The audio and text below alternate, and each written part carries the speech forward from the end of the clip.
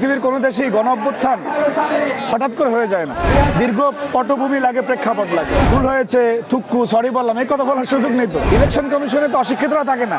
দীর্ঘ 3টি জাতীয় নির্বাচনে বাংলাদেশের মানুষ ভোট দিতে পারে না, এবং সেই ধারাবাহিকতায় কিন্তু অভ্যুত্থানের প্রেক্ষাপট তৈরি হয়েছে। পরমত সহিষ্ণুতা, ধৈর্য, সংযম এর সর্বোচ্চ উদাহরণ জাতীয়তাবাদী ছাত্রদল 5 তারিখের পরে দেখিয়ে আসছে।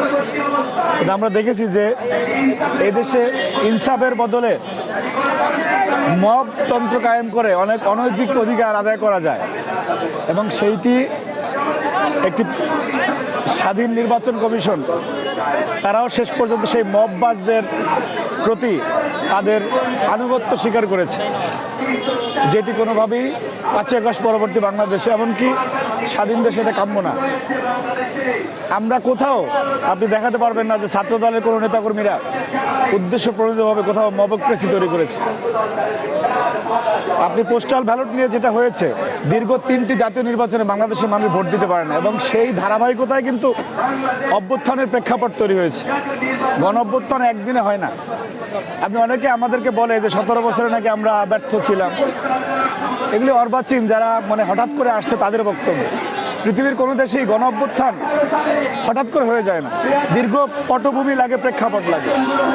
আমরা যদি সেই সময়ে বিরামহীনভাবে রাজপথে না থাকতাম, এই অভ্যুত্থানের প্রেক্ষাপট তৈরি হতো না।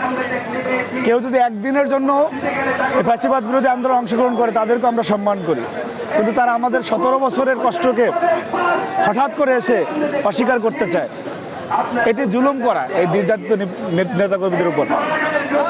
5 তারিখের পরবর্তী সময়ে এরকম অনেক মবক্রেসি হয়েছে।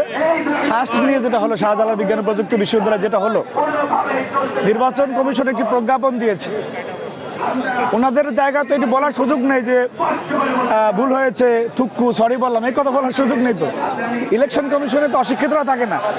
তো তারা যেহেতু প্রজ্ঞাপনটি দিয়েছে, সেই প্রজ্ঞাপনটি যদি বিশেষ করে ছাত্র সংগঠনের কথায় পরিবর্তন হয়, সেটিকে তাদের সক্ষমতার পরিচয় দেয়, অবশ্যই পক্ষপাতদুষ্ট আচরণের বহিঃপ্রকাশ।